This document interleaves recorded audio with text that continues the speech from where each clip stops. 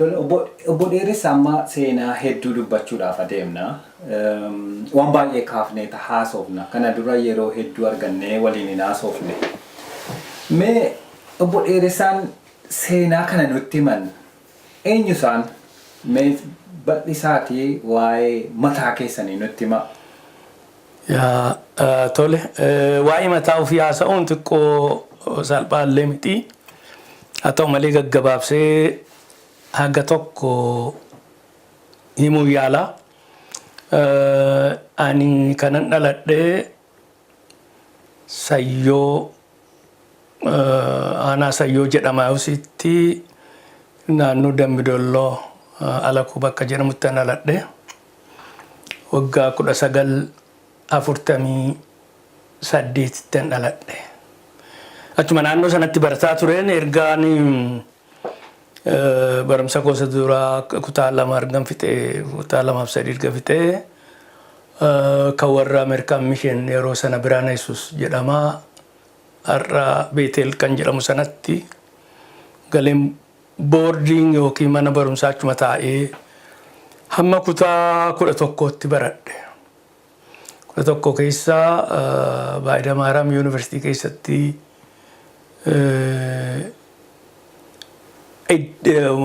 hiree argadhe achi deeme. Achitti immoo 1969 achi deeme 12 achitti fixee Yuunivarsiitii Maqeetti achuma barumsa koo itti fufee seenaadhaan baradhe waggaa baay'ee nu fudhate. Yeroon sun yeroo sochiin barattootaa Itoophiyaa baay'ee bilbiltuu turte. Sana duwwaatu hin ta'in qabsoon sabaaf sablammoota Itoophiyaa keessaa yeroo sanatti warra dabalee kan Oromoo, kan Tigraay, kan warra Ogaaden illee dabalee sochiitu jira. Sana keessatti sadarkaadhaan qooda fudhataa akka barataa tokkootti sana keessa dabarre. Kun yeroo dheeraadha. Boora mootummaa Haile Sillaaseeti. Itti fufnee bara mootummaa Dargiin Kufusachoo Yuunivarsiitii keessan ture. Sanatti fufnee barataa ture. Hedduu gaariidha. Seenaa kana wantan isin gaafadhee fi haala yeroo ture gaafa dubbatan namni akka kooti wanta ture sana hin beekne gaafa dubbatuu fi namichi keessa ture gaafa dubbatu adda adda kanaafi. Mee haala barnootaa ammoo barnoota keessanii natti haala mana barnootaa keessa ture wajjinii walitti qabsiisaatii guutummaa isaa akka seenaa hubannaadhaaf nu ta'utti. Barnooti yeroo sanatti keessumatti barataan jajjaboon hedduun ilaalchi isaanii xiyyaafannaan guddaan waa'ee qabsooti. Yeroon sun yeroo sooshaalizim kan jedhanidha. Kitaaba adda addaa dubbifna ideoloojii adda addaatiin maarkistii ideoloojii sanarratti kan hundaa'anii qabsoo finiinsuudhaaf isa dubbifnaa. Yoo achi barannu kana guruppiidhaan yookiin hireedhaan ijoolleen Oromoo akka Oromootti kan biroos akkuma biraatti wal gurmeessinee barataa turre. Garuu fookasiin keenya guddaan barumsa keenya illee duubatti hambifnee isa sanarratti fookasii goona waa'ee bilisummaa mirga uummataa keessumaa kan qotee bulaa rakkina gurguddaatu ture. Waa'ee lafaa guddaa bilbiltu turte. Haa ta'u malee barumsa yeroo sanatti ani history departmentii seenee waggaa baay'ee na fudhate. Maaliif utuma isa barannu service wanti jedhamu dur ture inni hafeera. Haa ta'u malee nurraa jalqabee hafee. Haa ta'u malee utuma achi keessa jirru ana waggaa sadaffaa keessattuu jiru Dargiin aangoo fudhataa. Dargiin yoo aangoo fudhatu waggaa 2 amata 2 guutuu nama kan baran biyya keessa deemee sadarkaa adda addaatti akka uummata dammaqsan kan jedhu qubee barsiisuu jechuun fidel isaan jedhan fidel saraawitii waa barsiisuu seenaa barsiisuu qorachuu waa'ee qotiisaa waa'ee fayyaa uummata barsiiftu jedhee magaalaa keessaa nu baase barsiisuuf utuu hin ta'in barattoota facaase. Haa ta'u malee barattoonni immoo hiree argatan achitti wal gurmeessanii sun waggaa 2 na nyaate barumsa koo.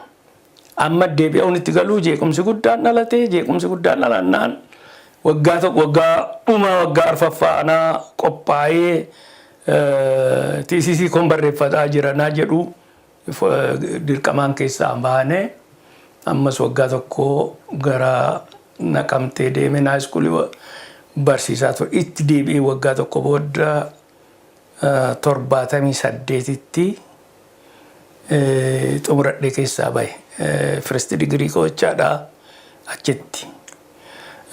Waan barumsaa erga laale immoo biyya kana ergan dhufee biyya Norweetti 1995 dhumarratti September keessan dhufee fokasiin koo waan barumsaa jedhee immoo ammas waa babbaradhee political science fi public relations waan jedhamu digirii lammaffaa amma sanatti baradhe.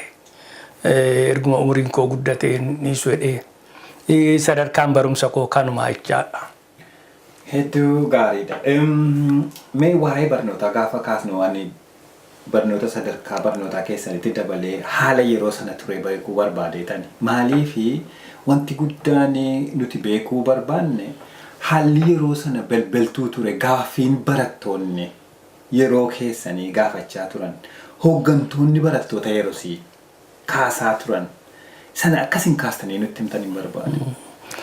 Inni kun hedduu barbaachisaadha. Maaliifi akkuma duraan kaasee barattoonni fokasiin isaanii guddaan mataa isaanii selflessii ta'anii uummataa fi of aarsaa ta'uudhaa fi uummataaf bilisummaadhaadhanii guddaa dhama'u turanii keessumaa ijoolleen dandeettii qaqqaban warri nu dura turan isa duraatii fi jalqabaa mareen laaraashoo keessi lafti kan qotee bulaa ta'uu qaba kan jedhu kaasanii warra nu dura fagoo turanii warra akka Baarootumsaa fa'aa. Bakka keessa kun? Inni kun isaan kun 50 keessa 1950 keessatti akka lakkoofsa faranjiitti. Akka faranjiitti kaasanii jalqabaaf yeroo sanatti Baarootumsaa dura taa'aa gumii bartoota Addis Ababa University Haile Sillaasee University jedhama sana isa duraatiif jecha sana lafti kan qotee bulaa kan jedhu kan kaasee gruppii sana ittaanee wal jalaa duubaan immoo warra dhufanis haga dhumaa 74tti 1974 isa dhumaa yuuziyaa yookiin gomiin bartootaa kun slooganii yookiin jechi kun itti fufe ayuu sanaa jalqabe. Inni walakkaa gaaffilee barattoonni kaasan keessaa inni tokkoffaa waa'ee lafaati, lammaffaa waa'ee mirga hojjetaati. Hojjetaan yeroo sanatti seeluu jedhanii waamuu waa xiqqoo gurbaanii turanii baay'ina hin qabanii garuu jajjaboodha sana. Lammaffaa waan walqixxummaa afaanii aadaa dhaaf amantii maaliif musliimonni mirga illee hin qabanii ortodoksiidhuma duwwiitu waan hundumaa to'ata ture. Isa kanarrattis barattoonni kaasaa turan. Sangaa yeroo hedduu mooraa jaaffaa yookiin kiiloo jaaffaa jedhan 6 kiiloodhaan waaban social science ijoollee social science hawaasummaa barattu political science history economics warra baratantu baay'ee fookasii godhee kanarratti hojjetaa ture.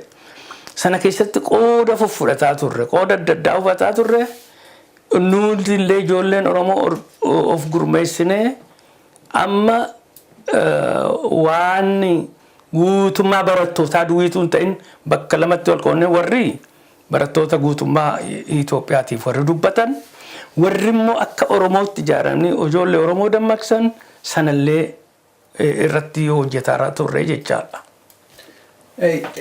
Amma nan kaasuu barbaade maa inni waa'ee Oromoo duwwaa miti. Barattoonni Itoophiyaa yeroo sana gaaffiin jiru gaaffii waliigalaa waan natti fakkaata jechuun gaaffii lafaati. Lafti qotee bulaadhaaf kan jedhu mirga walqixxummaa kaa jedhu inni kan biraa wanti isin kaaftan waa'een demokiraasii wanti ka'e jira. Okay, gaaffii Oromoonni gaaffii kana haa gaafatan warri Eertiraa hoo warri Tigree hoo gaaffiin isaanii maal ture barattootni achi keessa turan? Eertiraanis biyyuma Itoophiyaa jala jirti waan ta'eef qaama barattoota sana keessa tokko waan ta'an natti fakkaateetan kanan isin gaafadhu.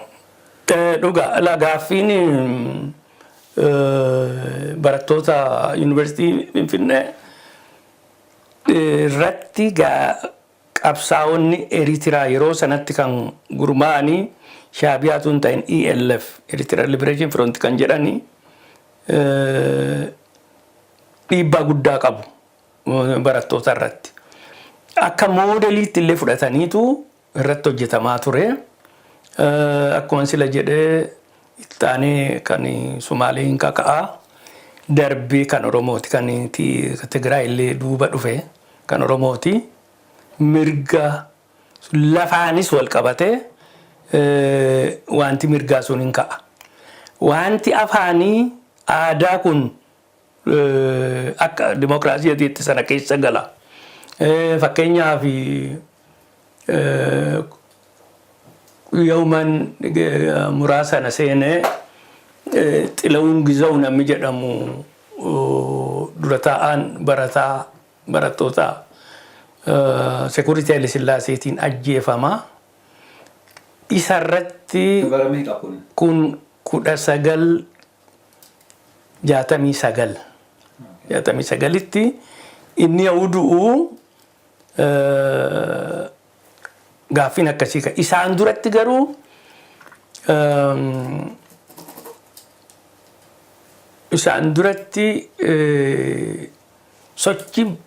sochiin barattootaa bilbiltuu kan ture waggaa tokko isaan dura 1968tti haga tokko fuudhanii hidhan.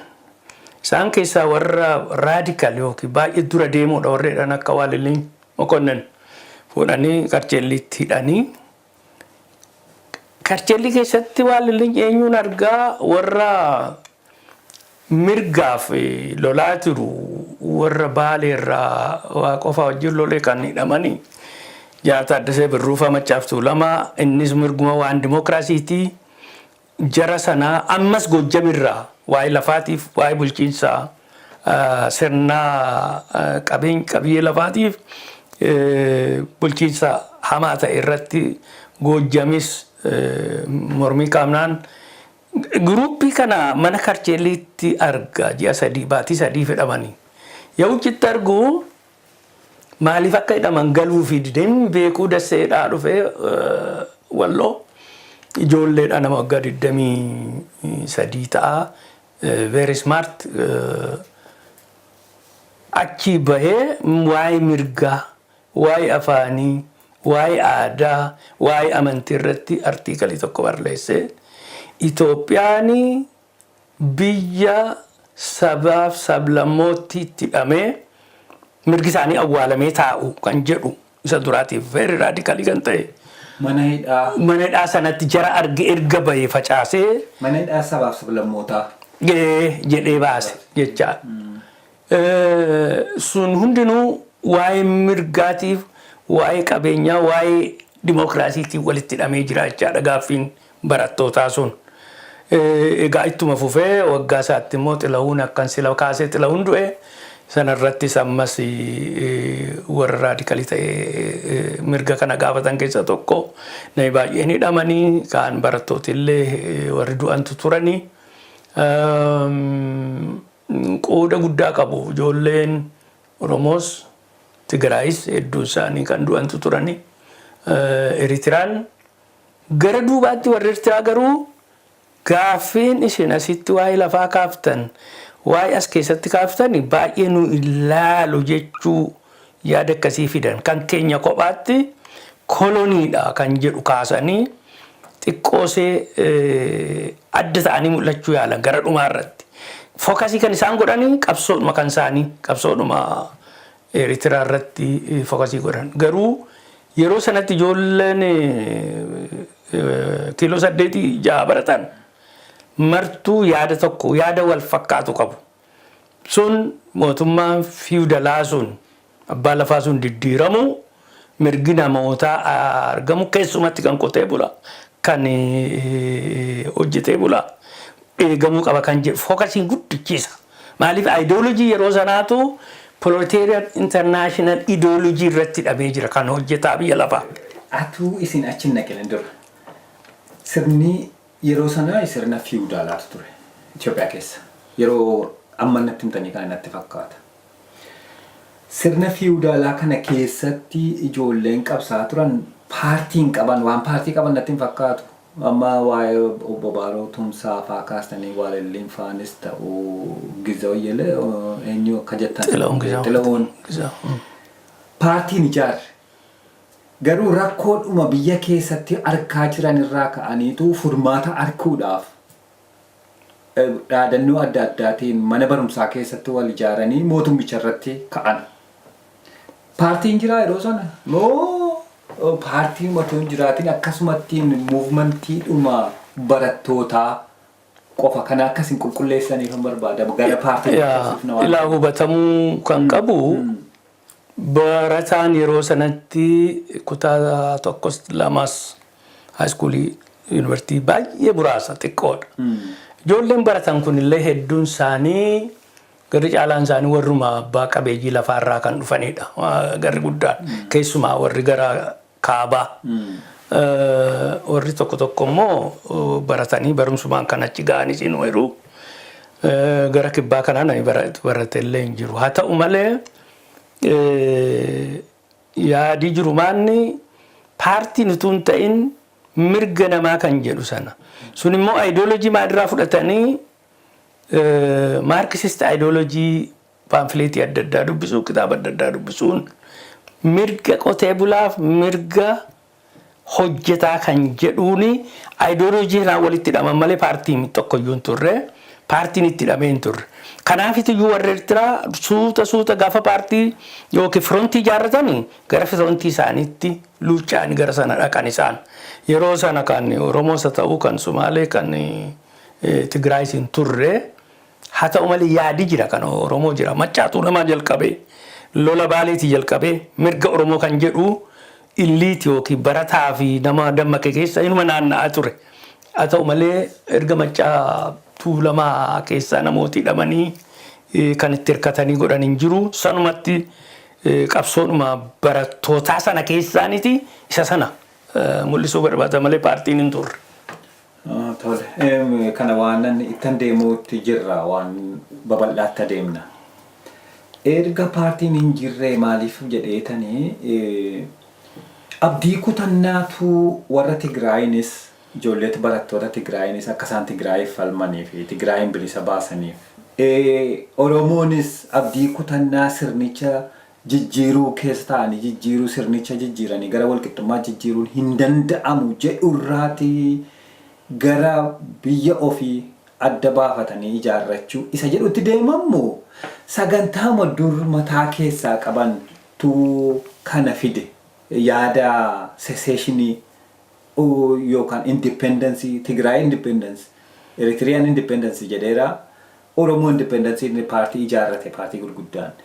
Warra akkasii kun abdii kutannaa sirnichi jijjiiramuu hin danda'u yookaan sirna kana as keessa teenyee jijjiiruu hin dandeenyu jedhurraati immoo historical background qabnaa jedhaniitu irratti hundaa'anii amma kan isaanii secession movement geggeessuutti ka'an.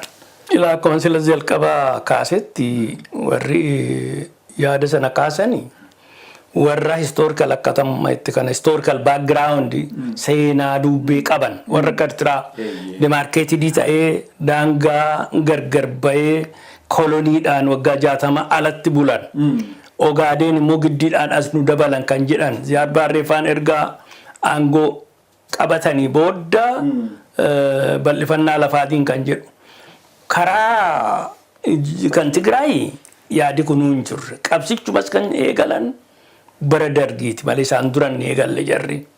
Bara dargiitu ijoolleen hagi tokko kurfaanii isaanii deddeemaa jiru nama isaanii sadan tokko fuudhanii jiraata Addis Ababaa wajjin ajjeefte dargiin nama akka Mallas Taklee fa'a Gidee Gabrawaad nama jedhamu fa'a fuudhanii gaafa isaan ajjeesan warroomtama lubbuun jiru akka ragaa bifaa kun fuudhanii ijoolleedhuma yerootuma keenya fuudhanii bosona seenanii achirraa moodelii warra Eertiraa fudhatan gargaarsa achii argatanii moodelii sana fudhatanii Tigraay Independentii Tigraay Republic Toshinaa kan jedhu yaada fidan malee hin turre duraan. Kan Oromoo isaan duratti hojjetamaa ture. Oromoon hagi tokko ala bahee biyya Arabaa kanatti leenjillee fudhatanii karaa Moqaadishootu deebi'anii hidhanii warri Ziyaad Barree waan Oromoo irraa fedhii waan hin qabneefi sun barattoota keessa warra dammaqan keessa warra amma OLF booddana ijaaranii moodan OLF ijaaran akka Baaroo fa'aa Magarsaa Barii fa'aa kana keessa yaadi kun hin jira durmaanu utuu dargiin hin dhufin aangootti hin dhufiniti OLF proogiraama tolfatee wuxinee isaa lafa kaa'ate. Kanaafi inni duraan ture jechaadha. Ka warra Eertiraa taanee kan dhufe. Malee Tigraay baruma dargiiti kan yaada kana fidan. Malee wanti biraan turre jechaadha. Innan jedhu historical background qaba Oromoon yeroo sanatti bilisummaa jechuun lafa daangaa lafa kaa'ate daangaan kun kan kooti daangaa kana irratti falmadha daangaa kana immoo bara akkasiina jalaa cabee yookaan fudhatame humna halagaa kan biraatiin kan jedhu. Suni akka kanatti defined ta'ee kan kaa'ame hin turre. Hagi tokko Oromoon bakki inni jiru hundinuu Oromiyaadha kan jedhu yaadi ka'eera. Oromiyaa kan jedhu. Ammas immoo baarotumsaa faarmasii baratee garuu loo iskuulii yoo baratu faayinal tiisiisaa yookiin waraqaa sadhumaa irratti yoo barreessu kaartaa bakka Oromoon qubatu maraa sararee kaa'ee ture. Raayyaa dabalee amma Walloo keessa ol bahee. Sheeppii yookiin bifuma ammaa Oromiyaan qabu kana waa irraa ciccite malee kan kana fakkaatu kaa'ee ture sanaan kan ka'e illee tiisiisa sanallee ukkaamsitee amma dhabamsiisutti goote mootummaan Haayile Sillaasee jechuun awwoorrii isaa wanti isaa argateera. Bakki Oromoon qubate marti Oromiyaadha. Bakka sanarratti mirga argachuu qaba kan jedhudha. Fottoquu kan jedhu moodelii yoo sanattiin qabsaa'aniidha. Haa ta'u malee OLF'n dhibbatti fottoqeen ijaaradhame wal makaadha lafa kaa'ame proogiraama isaa yoo ilaalle yoo danda'ame nagaadhaan dimokiraasii biyyi yoo jiraate keessatti qabsaa'u yoo dide immoo fottoqnee bakka Oromoon irra qubate mara kan Oromooti Oromiyaadha isa tolfanna kan jedhu kanaani malee yaadi sun hin turre. Ijoolleen Tigraay booddana dhuma irratti moodelii warra Eertiraa fudhatanii seseeshiniitti Tigraay Republic jedhanii kaasan. Sumaaleen durumayyuu Sumaaleen kan mataas ijaarrachuutu hin ta'in Sumaaleetti dabalachuu expansionist policy bal'ifannaa Jibuutii irratti, Keeniyaa irratti, Itoophiyaa irratti isaan qaban sana babal'ifanna kan jedhu sanaan kan ka'edha kan jira. Amma kan Ogaadeen kan Somaalee gaafa dubbannu Ogaadeenonni Itoophiyaa jalatti bulaan turre. Dura Xaaliyaaniitu bushaa ture natti fakkaata. Ingilizii Xaaliyaaniidhaa fi naannoo sana akkasittiin ciccitamanii bulaa turan natti fakkaata warri gara gadi Somaalonni gurguddaan. Somaalonni inni Ogaadeen jedhamu garanaa kun amma Itoophiyaa Somaalee jedhanii har'a waaman kun Ogaadeen uummata Ogaadeen hammas hin bal'atu ture os. Suni dhuma irratti gara isa warra dhuma the last frontier kan jedhaman warra deebi'eedha Booranaa waliin Ingiliziin dhiibbaa irratti qabaatu malee hin bulchine dhiibbaa irratti qabaatu malee haa ta'u malee yeroo Minilik sana akka Itoophiyaa jala bulu godhe malee daarektii hin bulchine Fusududaan. Ingiliziin kan bulchaa ture warra olii jiran Hargeysaa kan Ingiliziiti. Naannoo Moqaadishoo kun immoo bal'aan hamma Puntlaandii hamma Kismaayootti kan jiru kuni kolonii warra Xaaliyaaniiti. So warri Sumaaleen maal jedhu Itoophiyaan asiin nu koloneeffatte, Xaaliyaanii asiin nu koloneeffatte, Ingilizii asiin nu koloneeffatte kan jedhan qabu. Muhammad Mulla kan jedhamu tokko Ogaadeniin tokko ture kan har'a isaan akka nama guddaa isaaniitti ilaalan. Namni kuni Ingilizii lolaa, Xaaliyaanii lolaa, mootummaa Itoophiyaatiin wal lola. Maad jedhaniin Maad Mulla jedhee Ingilizoonni itti barreessan nama Ogaadeen. Bara Ziyaad Barree horii isaaniirra jira fuulli isaa, horii maallaqa isaaniirra. Akka kanatti ture malee isaan Itoophiyaa jala yooma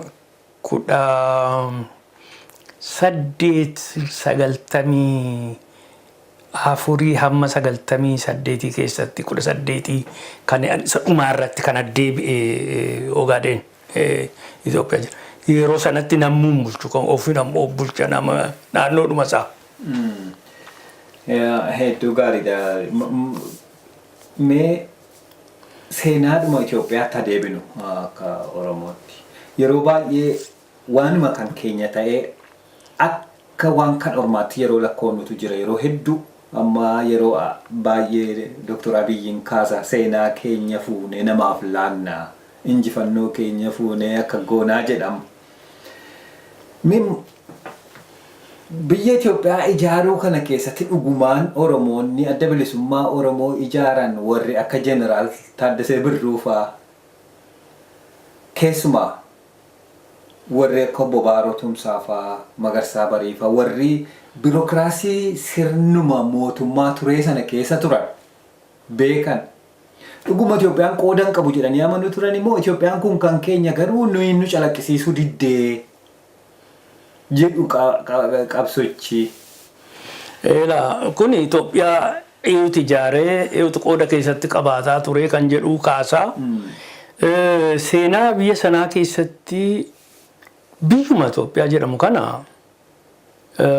humna yookiis qabeenya yookiis dandeettii Oromootiin ijaarame jechuun dandeenya. Moodern Itoophiyaan kun. Utuma moodern Itoophiyaatti gadi hin dhufiin dura doominantili yookiis humna guddaadhaan Oromoon kaaba Oromiyaa yookiin kaaba Itoophiyaa kana keessa jiraataa turan hamma Dabra Taaboor Gondoritti isaantu bulchaa. Garuu gosa gosaan gara gosa 8 wal qoodanii walloo kanatu formidable power guddaa qaba ture. Maraayyaatti namni isaaniitti hin qixxaatu ture. Biyya garasii sanas Gondorees warra Tigraay kanas bulchaa turan.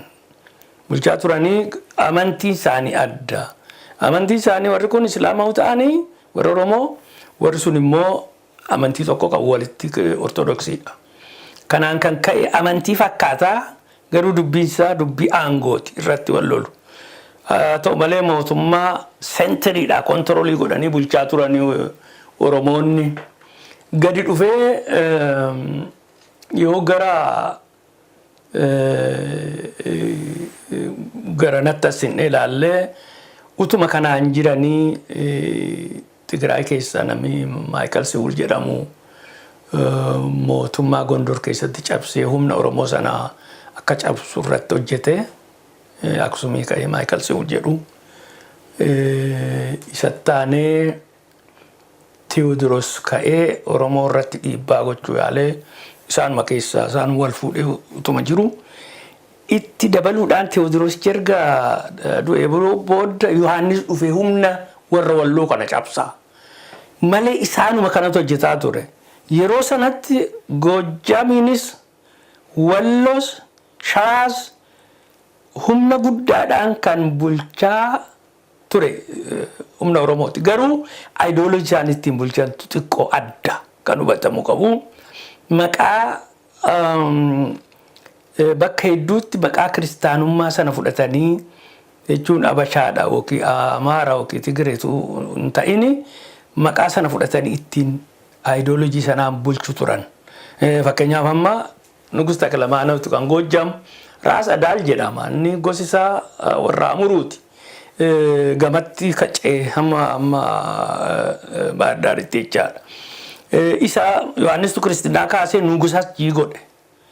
Asiis immoo Mikaa'eliin Muhammad nama jedhamu abbaa Iyyaasuu Nugusa Walloo godhee Minilik duraan dursee Nugusa fiin jedheera isa immoo Nugusummaan keetti si fafuuf.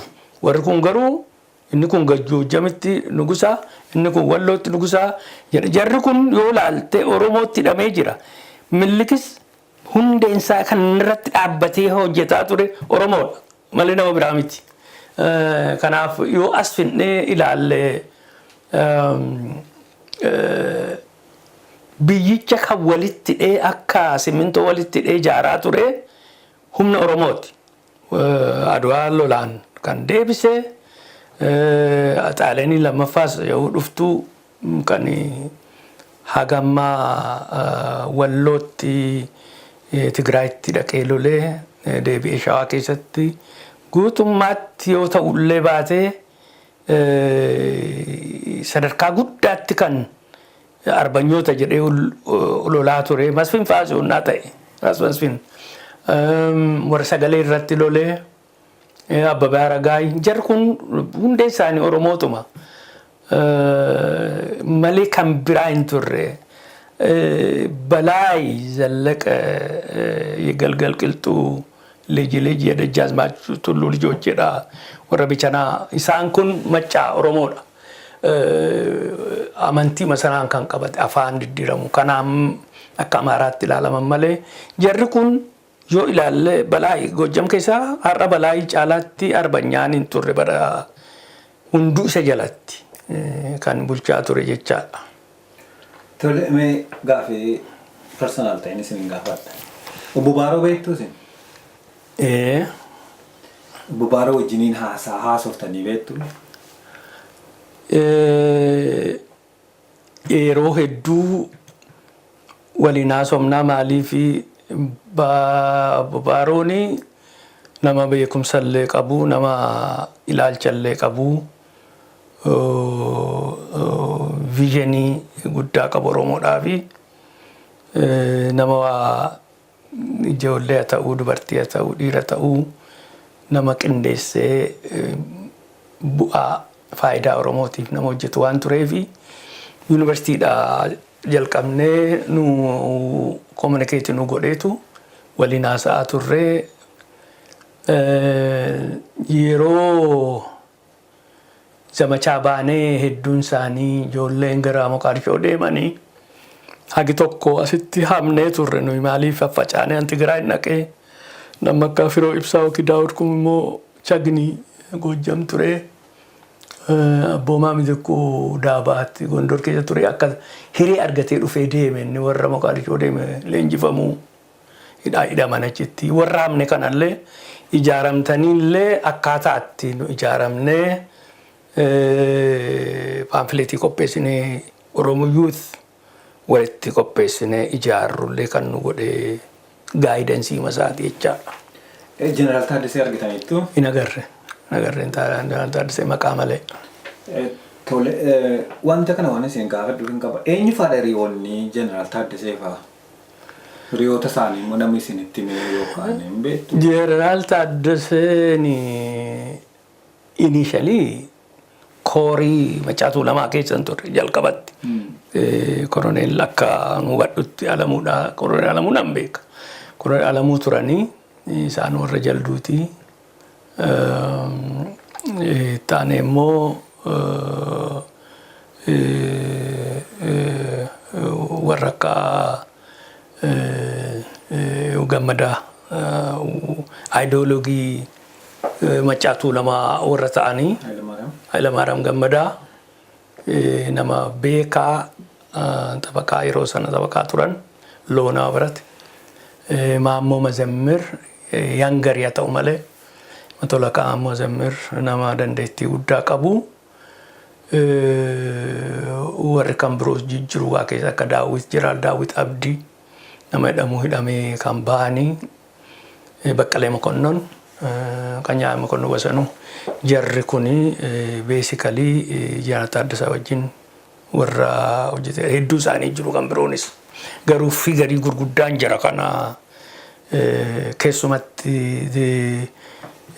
shoorri Hayilamaariyaam Gammadaa taphatanii tokkoffaan beekumsaan ideoloojii kamiin akka deeman Maccaa yoo Jeneraal Koroneel Alamuuni Maccaani ijaaranii mardaa wal gargaarsa kan jedhu tolcha lakkii Maccaaftuu nama walitti ijaarreetu akka kanattiin guddimnaa kan jedhu yaadicha kan fide Hayilamaariyaam Gammadaa turanii namoonni hedduun turan akka Gabrasillaasee Waldaa dhiyoo du'anii namoota akkasii Moggaa Firrisaa fa'aa warra dhiyeenyatti bebbeennu warra akkasii kanatu turan yaada sana keessaa.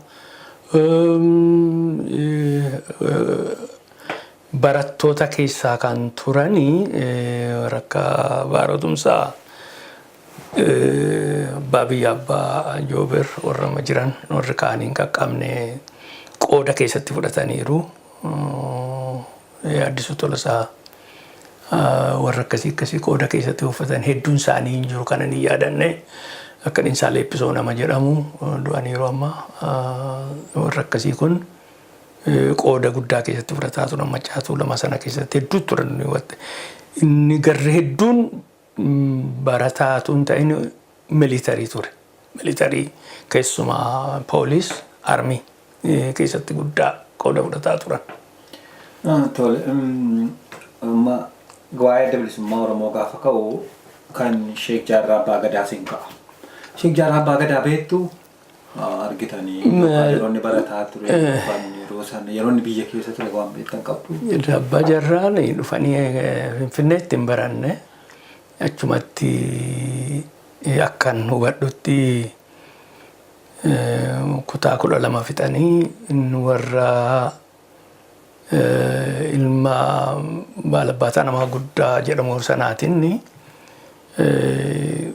paarlaamaallee dorgomuu yaallaan dhiibbaa irratti godhanii akka hin arganne godhan sanaan kan ka'e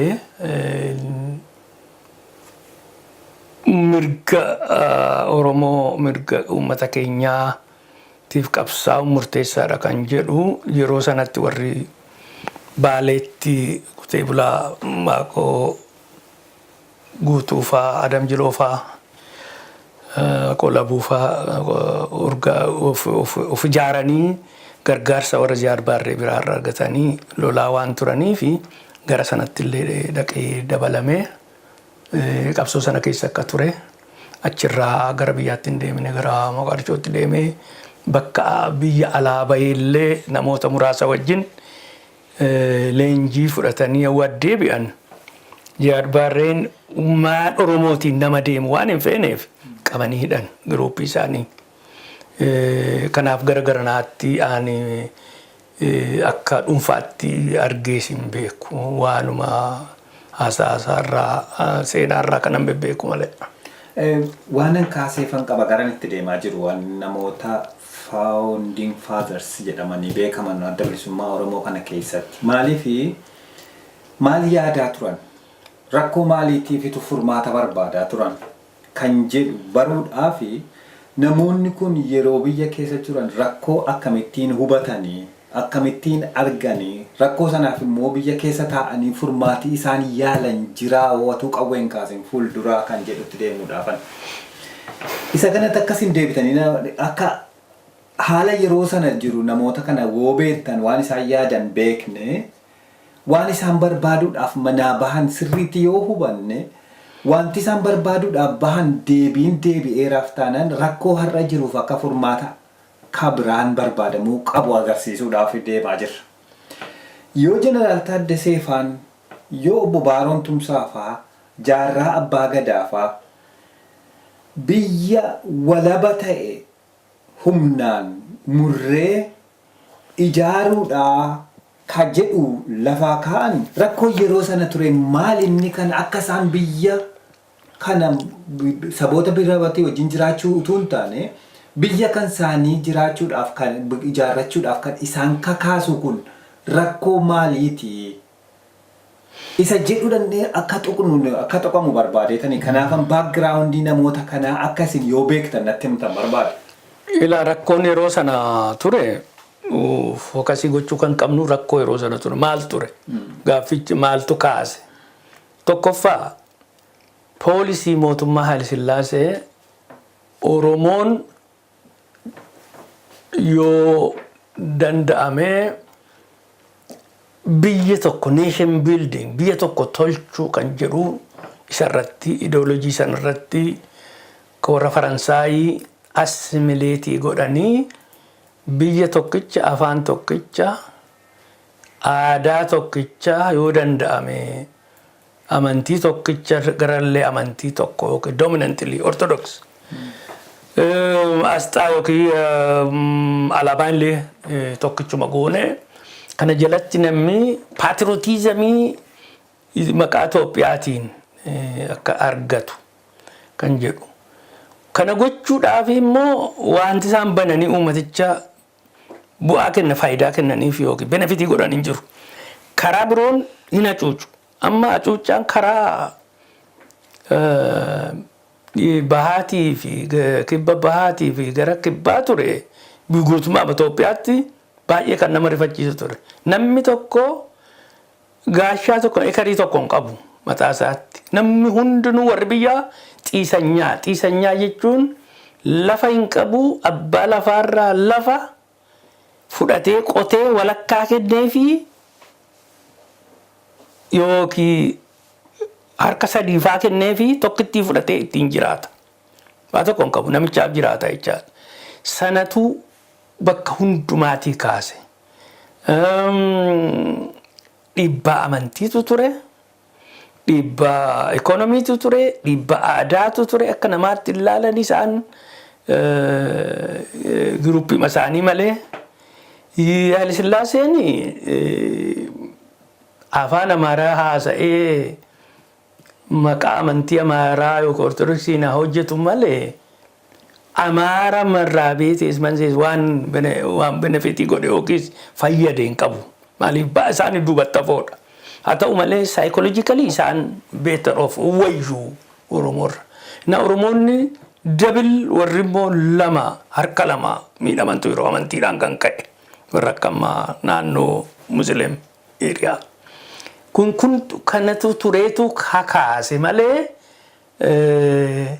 lafa keenya kutannee baana kan jedhu ideoloojii suuta dhufeedhaan yeroo sanatti African Independentiin 1960 yaa'uu jalqabu 1960tti heddumminni Afrikaa bilisa yaa'uu ba'u OAN illee 1963 dhufee ECA waan Finfinnee jiruu fi Haayile Sillaaseen waan dhageettii qabuuf warra Ameerikaa biraa asitti dhaabbate. Sun hundinuu yaada fottonnee dhaabbanna kan jedhu maaliifi kolooniyalii jala barlee jirraa nus akkuma Afrikaa biroo fottonnee illee baana kan jedhu yaadillee dhalatee ture. Malee wal makaadha wal xaxaadha haalli Itoophiyaa yoo dhugaadhumatti ilaalle baay'ee wal xaxaadha. Miidhaan uummata Oromoo duwwiitu hin ta'in uummata gara kibbaa har'aa mallasfaan kibba jedhanii daarekshinii moggaasan namoota gosa 53 ta'anii sanarra akka namaatti utuu hin ta'in akka bineensaatti miidhamaa turan Oromoo wajjin. Sun hubatamuu qabaa sanatu kakaase malee ofumarraa faccimna kan jedhuuni diinna karaa lamaatutti dhufe Oromoon moggarsiisu maaleen lafatti bal'ifachuuf akka Oromoon mataa waliin qabanne godhaa gara naani warri kun Sumaalee wajjin diinaa haa ta'u malee haga tokkotti immoo Sumaalee wajjin walii galanii Oromoo hacuucu. Hedduu gaariidha. Miidhaa sabarra karaa sirna fiudaalaa hanga bara Haayile Sillaaseetti gahaa ture kanarraa kan ka'e qabsoon eegalame qabsoo haqaati. Akkas fakkaata. Haqummaan isaas obbo Leencoo yeroo tokko waan jedhan qabu. Nuti qabsoo kan jalqabneef kan qawwee kaafneef duguugginsa sanyii nurratti labsame ofirraa deebisuudhaafi. Kanas akka kanatti lafa kaa'an. Dhalli Oromoo yookaan dhalli Sidaamaa, dhalli nama kan biraa, dhalli saboota kan biraa akka isaan dhala isa ta'e dhalu. Akka inni dhalle gochuutu seerritti bahee. Oromoon ilmoon isaa ilmoo afaan Amaaraa dubbattu akka dhalu. Oromummaan akka hafu. Oromummaan akka badu. Amantiin seenaan hundumtuu akka inni itti ta'u ta'ee. Kana ofirraa roorroo ofirraa deeffachuun immoo kan abbaati. Kanaaf qabsoo qaabamne nuti badiirraa dandamachuudhaaf qabsoo goone malee nama kan biraa miidhuudhaaf yookaan waan biraa barbaannee miti namaa ol ta'uudhaaf nuti of dandamachiisuudha jedha. Qabsoo kana akka kanattiin ilaaluun hin danda'amaa? Dhuguma amma wanta makaafti kun dhugaa jechuun poolisii isaan baasantu jira. Isumarraan explicitly kaa'e malee Leencoo dubbichi biyya tokko ijaaruudhaaf state building gochuuf homogeneous biyya uummata tokko modelii warra Faransaayii warra baratan warra akka luluu habta wald Paarisitti baratee galee sun ijoollee qeessotaati gadi caalaan jarri kuni mootummaa Haayile Sillaasee keessa galanii Oromoon akka hin baranne afaan Oromoo akka badu aadaan Oromoo akka badu namni Oromoo tokko Oromoo ofiin jechuurraa Itoophiyaa ofiin jedhee yookiin maqaan isaa namni fakkeenyaaf bal'inaa ofiin jedhu Balaayine ofiin jedhee akka inni maqaa Amaaraa sana fudhatee Amaarinyaa babbareedaa haasa'u. Yaada sana calaqqisu yaada ortodoksii calaqqisu sun biyyattiin ijaarra kanatti kan jedhu sanatu sun duguggaa jechuun zarii kee xiqqeessaa dhufa jechaadha. Oromummaa balleessaa dhufa jechaadha. Aadaa Oromoon durii jalqabee qabu kana kan siiqqee kan gadaa kana mara balleessuudhaaf gadi ta'anii charchiin ideoloojii sana fuudheetu bakka instituutioniin Oromoo duraan itti ijaaramaa ture maratti dhaqanii charchi ijaaruu isaan sunis immoo waanuma sana barsiisu sun Oromoo xiqqeessu tokkoffaan Oromoon populationidhaan baay'ina namaatii waan caaluuf sana xiqqeessu lafa guddaa waan qabuuf qabeenya isaa kanas hundumaa maqaa namatu hin ta'in lafa diddiiran Addis Ababa Finfinnee Addis Ababa irraa yookaan Hagar Salaam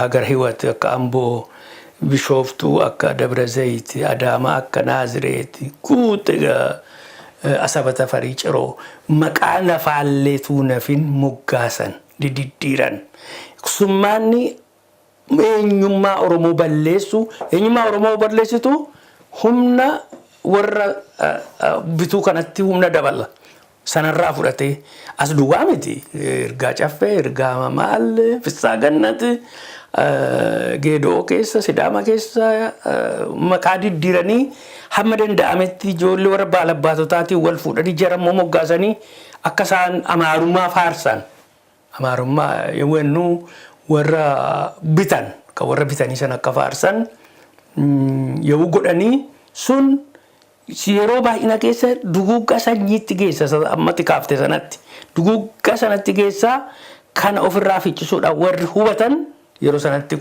ijaaramanii ka'an. Tole sagantaa keenya amma kana mara dhaabneetti deebinee dhufna. Tole.